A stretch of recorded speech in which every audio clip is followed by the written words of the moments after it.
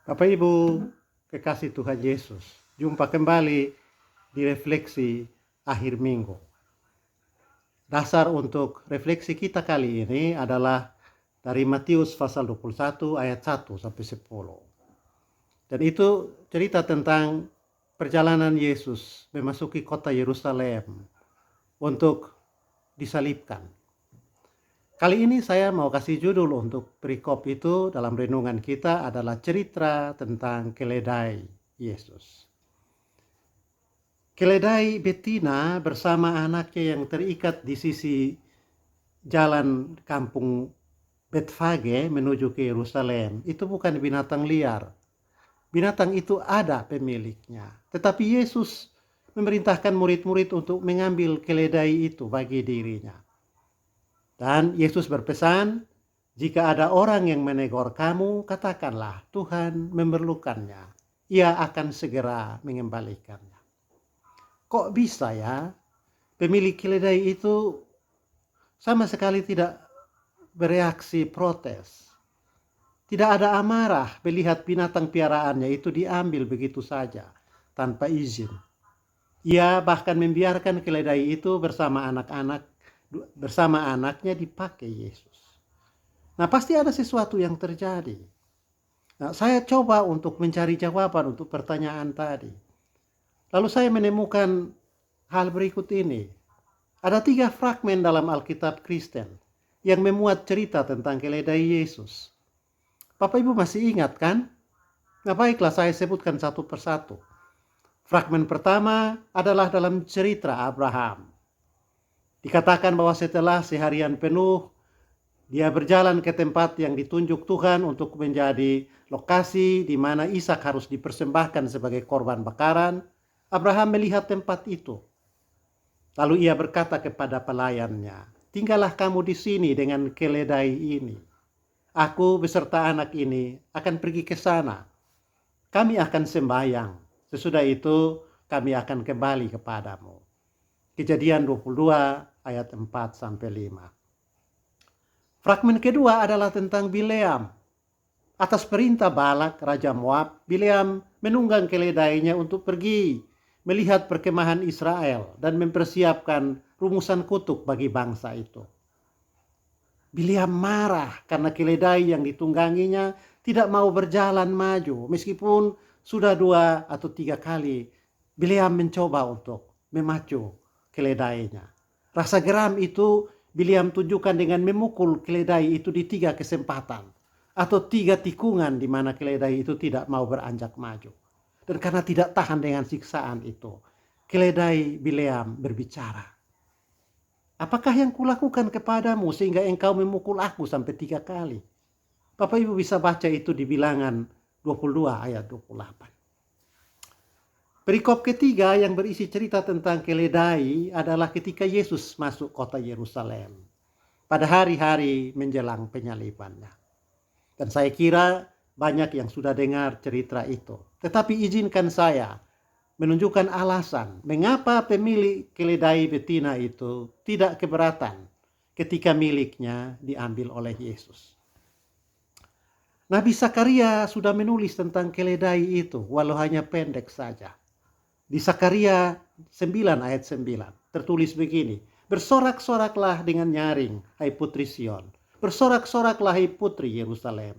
Lihat rajamu datang kepadamu, ia adil dan jaya.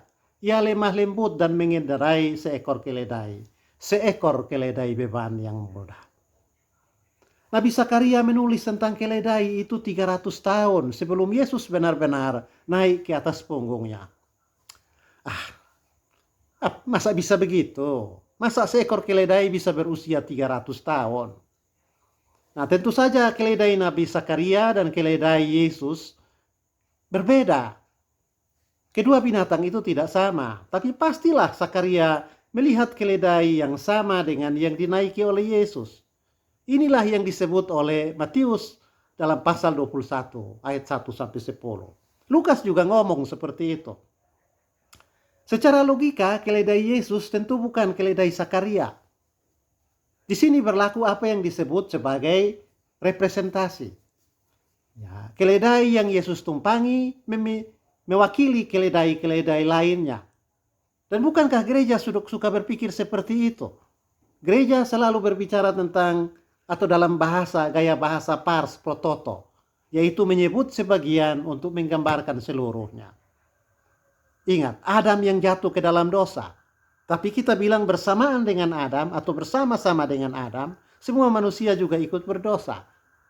Itu ada di Roma pasal 5. Padahal siapa sih Adam itu? Dia bukan apa-apanya kita. DNA Adam beda dengan DNA kita. Tetapi kita 100% menerima apa yang dikatakan oleh gereja. Bahwa Adam mewakili semua manusia. Adam adalah bapak spiritual dari semua orang. Begitu kan? Nah, jadi tidak ada salah juga. Meskipun keledai yang dilihat Zakaria pada masanya tidak sama dengan keledai yang dipakai Yesus masuk kota Yerusalem, tetapi kita bisa katakan bahwa keledai Yesus itu mewakili keledai-keledai sebelumnya dan sesudahnya. Setuju kan? Nah, kalau sudah setuju dan karena itu sudah saya paham, sekarang saya mau bercerita tentang keledai yang Yesus pakai untuk masuk kota Yerusalem. Cerita ini pasti belum pernah kalian dengar. Saya juga tiba-tiba saja merasa memahami cerita itu karena ada gerakan dalam kepala dan hati saya. Jadi karena itu saya ingin membagikannya kepada saudara. Ketika sudah dekat Betfage dan Betani yang terletak di sekitar Bukit Zaitun, Yesus menyuruh 2 orang muridnya dengan pesan, "Pergilah ke kampung yang ada di depanmu. Pada waktu kamu masuk di situ, kamu akan mendapati seekor keledai muda tertambat yang belum pernah ditumpangi orang. Lepaskanlah keledai itu dan bawalah kemari. Dan jika ada orang yang bertanya kepadamu, mengapa kamu melepaskannya? Jawablah begini, Tuhan memerlukannya." Lalu pergilah mereka yang disuruh itu dan mereka mendapati segala sesuatu, seperti yang dikatakan Yesus. Ketika mereka melepaskan keledai itu, berkatalah orang yang mempunyai keledai itu, "Mengapa kamu melepaskan keledai itu?" Kata mereka, "Tuhan memerlukannya." Nah, ada seekor keledai di pinggir jalan menuju Yerusalem. Nabi Zakaria sudah melihat keledai itu. Binatang itu berdiri di sana selama 300 tahun. Keledai itu menunggu Yesus. Dia akan dipakai oleh Yesus masuk kota Yerusalem. Oh, keledai itu luar biasa. Dia sudah menunggu 300 tahun. Yesus adalah raja dan akan masuk ke dalam kota raja. Yerusalem juga adalah kota tempat bait suci didirikan. Seekor binatang tidak boleh masuk ke sana secara serampangan.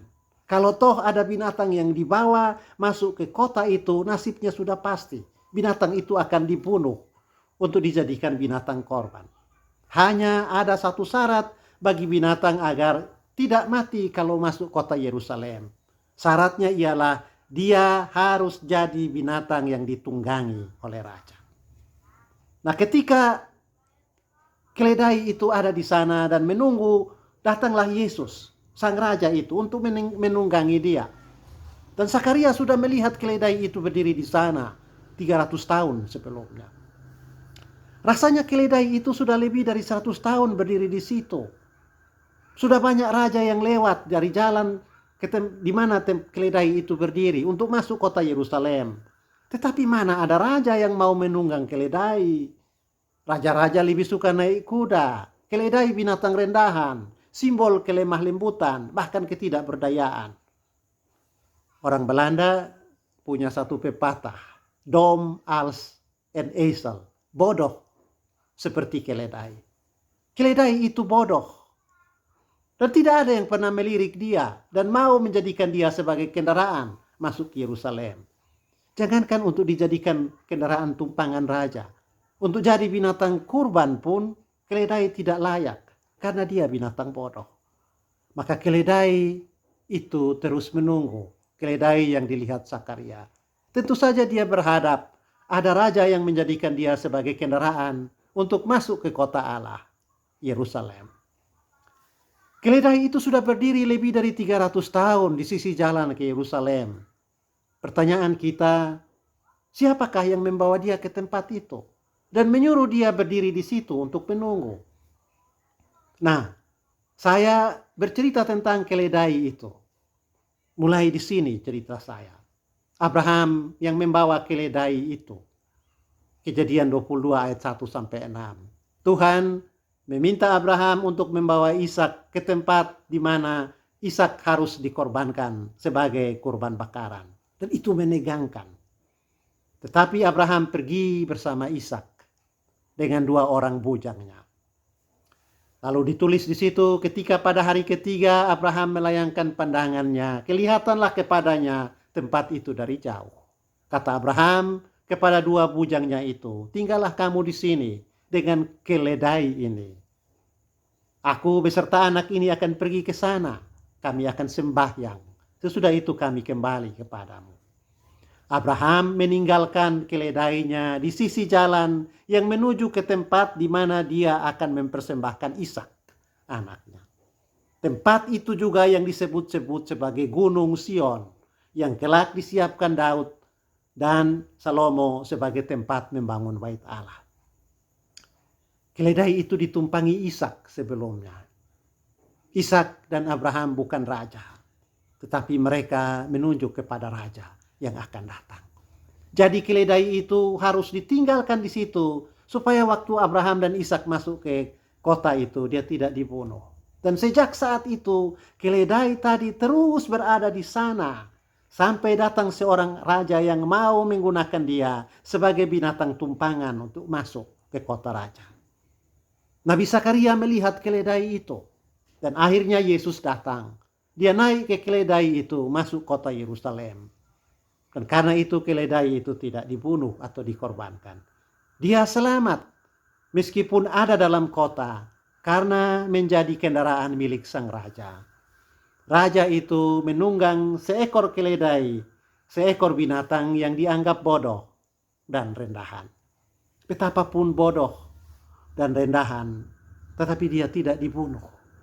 Karena dia adalah kendaraan sang raja. Betapa bahagianya keledai itu. Dia bisa masuk ke kota Yerusalem, kota damai sejahtera. Dan tidak ada seorang pun yang mengganggu dia. Karena raja atau Tuhan memerlukannya. Nah, ini cerita saya, Bapak Ibu. Remaja, anak-anak, pemuda, dan lansia. Cerita saya tentang keledai yang Yesus pakai untuk masuk kota Yerusalem. Lalu sekarang apa artinya? Baiklah sekarang kita pindah ke bahasa metaforis. Umpamakan saja keledai itu adalah umat manusia. Setelah Adam dan Hawa jatuh ke dalam dosa, mereka diusir dari Taman Eden. Dan mereka tidak diperbolehkan untuk datang mendekat ke pohon kehidupan. Manusia yang jatuh dalam dosa itu tidak boleh lagi datang dekat ke pohon kehidupan. Kalau dia memaksa diri datang, dia akan mati. Karena pedang bernyala-nyala di tangan kerup-kerup yang menjaga pohon itu. Satu-satunya cara agar manusia tidak mati kalau datang ke pohon itu adalah jika manusia dibawa oleh raja yang menjadi pemilik pohon itu. Dan itulah Yesus, pokok anggur yang benar. Nah, dalam minggu-minggu Prapaskah, terutama menjelang Jumat Agung, di banyak jemaat dilakukan peneguhan anggota siri. Anak-anak usia muda 17-20 tahun memberi diri untuk menjadi pengikut Yesus. Usia 17-20 tahun biasa dianggap sebagai usia yang belum matang, yang berkonotasi bodoh, dungu, atau masih ada di taraf rendah dalam tingkat pemahaman. Tetapi Tuhan memerlukan anak-anak itu. Bukan karena ada sesuatu yang kurang pada Tuhan. Tuhan memerlukan anak-anak itu. Memerlukan para katekisasi yang siap untuk di sini. Karena Tuhan mau membawa mereka ke dalam kota keselamatan. Tuhan mau menjadikan mereka sebagai pewaris hidup yang kekal. Dia ingin bersama-sama dengan anak-anak itu, para katekesan yang di sini, untuk menjalani hidup yang kekal. Bukan untuk mati selama-lamanya. Juga untuk menikmati berkat-berkat kehidupan dan membebaskan mereka dari kutuk kematian. Karena itu anak-anak katekesasi yang di sini harus bersyukur. Karena Tuhan memerlukan kamu. Juga anak-anak katekesasi patut berterima kasih kepada orang tua, kepada ayah dan ibu, opa dan oma. Karena mereka membawa kamu sampai di tempat di mana Yesus akan lewat. Waktu akan masuk ke kota Yerusalem, kota damai sejahtera. Orang tua, ayah dan ibu, opa dan oma sudah menikmati indahnya hidup bersama Tuhan. Dan mereka membawa kamu berdiri di pinggir jalan yang akan dilalui Yesus. Sehingga Yesus bisa menemukan kamu untuk dibawa kepada kehidupan kekal. Ingatlah itu untuk bersyukur kepada Tuhan dan memberi hormat kepada orang tua. Tetapi juga untuk tetap setia kepada janji dan komitmen yang sudah kalian bangun. Tahun lalu, menjelang Jumat Agung, seorang teman di Belanda mengirimkan saya foto 2 ekor keledai. Keduanya sedang berjalan masuk ke kota Yerusalem. Keledai yang betina itu berbicara kepada anaknya. Beberapa hari lalu saya lewat di jalan ini. Yesus duduk di atas punggung saya. Hampir semua penduduk Yerusalem berlari ke jalan-jalan. Mereka membuat keramaian dan berteriak menyambut Yesus. Saya sangat tersanjung dengan sambutan itu. Heran, hari ini tidak ada seorang pun yang menyambut saya. Padahal saya melalui jalan yang sama. Lalu anak dari keledai itu menjawab ibunya, "Ah, ibu, itu dia. Kita hanya keledai bodoh. Tanpa Yesus, kita tidak ada apa-apanya."